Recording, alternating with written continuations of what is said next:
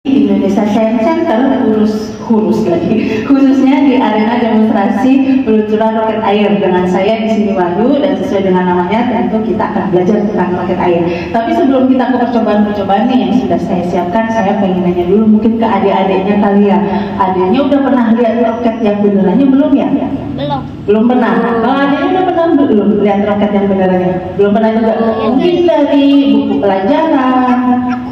Oh udah pernah adiknya. Gak apa-apa kan ditutup mulutnya, gak apa-apa kalau misalkan udah pernah lihat. Mungkin dari buku saya, karena roket itu deh kalau misalkan dia terbang dia bisa muter seperti ini, dia bisa ke kanan, ke kiri, atau balik lagi malah. Itu kalau terbangnya roket nggak bagus atau biasanya kita sebut dengan tidak stabil ya.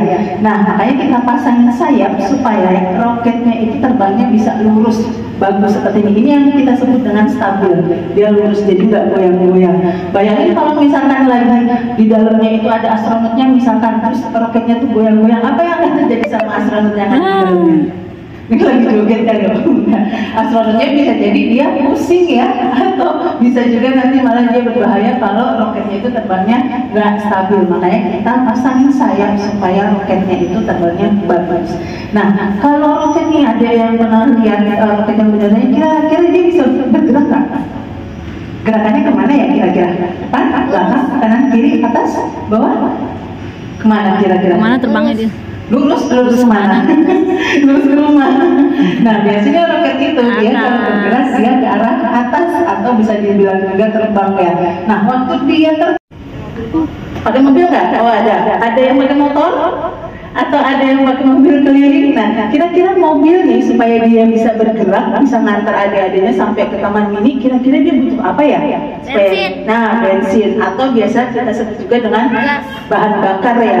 Nah kalau mobil pakainya bensin, kalau motor pakainya apa kira-kira bahan bakarnya? Gas. Apa bahan bakarnya motor? Sama ya, bensin juga ya.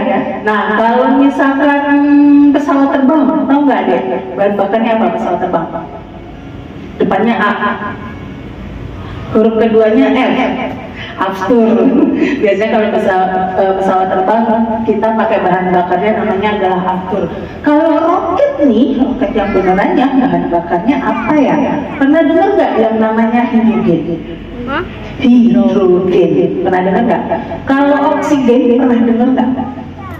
Oksigen itu adalah udara ya yang kita gunakan untuk bernapas. Waktu kita bernapas kita menghirup oksigen, yang kita hembuskan adalah karbon dioksida. Nah hidrogen ini mirip atau temenan sama oksigen, dia punya sifat yang hampir sama. Sifat yang pertama adalah kita nggak bisa melihat. Hidrogen itu sama juga oksigen, ada banyak sekali di kita, tapi kita nggak kelihatannya dia. Mana kelihatan nggak ada oksigen atau hidrogen sekitar kita? Nggak ada ya, karena dia memang tidak terlihat. Nah kemudian sifat selanjutnya, hidrogen itu dia bisa menghasilkan energi yang sangat besar. Saya boleh bertanya mungkin ke ayahnya kali ya, mungkin mudah-mudahan sih nggak pernah terjadi, tapi coba dibayangin kalau misalkan naik motor atau naik mobil, kemudian mobilnya mogok, kira-kira apa yang perlu kita lakukan? Kira-kira diapain Pak? Didorong ya? Berat nggak sih Pak dorong mobil? Berat ya? Nah mobil aja didorong berat, apalagi roket itu kira-kira sebesar apa dia? Segini nggak kira-kira? Lebih besar lagi atau lebih kecil? Lebih besar. Segini ada? Segini ada gedenya? Segedung ini ada nggak?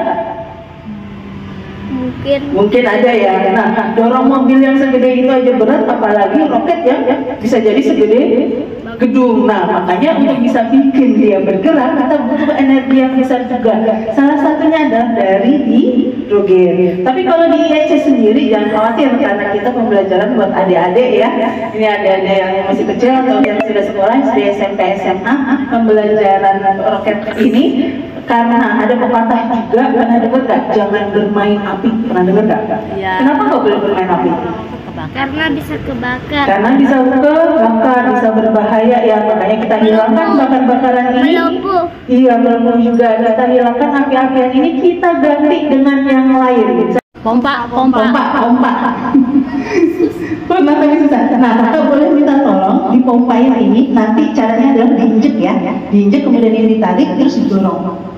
Diinjek terus didorong. Nah ini kakak minta tolong sampai di angka 20. Bisa Kenji? Coba diinjak, ini ditarik terus dorong. Nah, ini kan gerak kan sampai di angka 20. Nah, adanya yang kedua di sini. Di sini siapa nanti yang mau pegang? Kakak minta bantuan untuk dipegang, tapi jangan dipencet dulu ya. Nanti dipencet setelah kita hitung bareng-bareng, ininya yang dipencet. Dipencet ini. Tapi jangan sekarang, setelah kita hitung bareng-bareng. Pegang dulu. Sudah? Oh, sudah kalau gitu. Oke, kalau begitu kita hitung bareng-bareng, kemudian dipencet. Hitungnya 3, 2, 1 gitu ya. Kita mulai. 3, 2, 1. Coba dipencet. Pencet.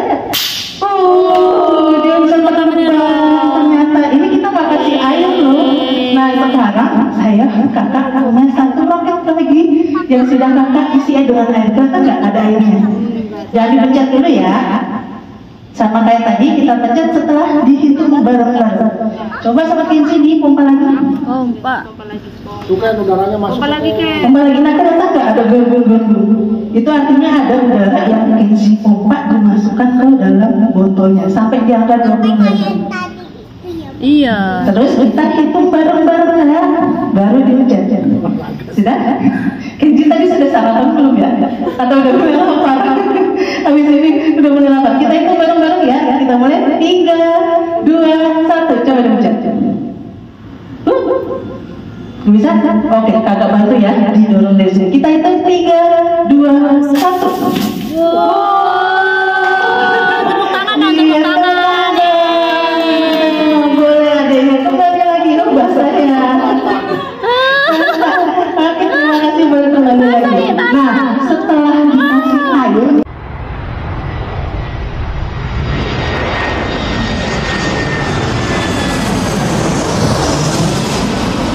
Three, two, one.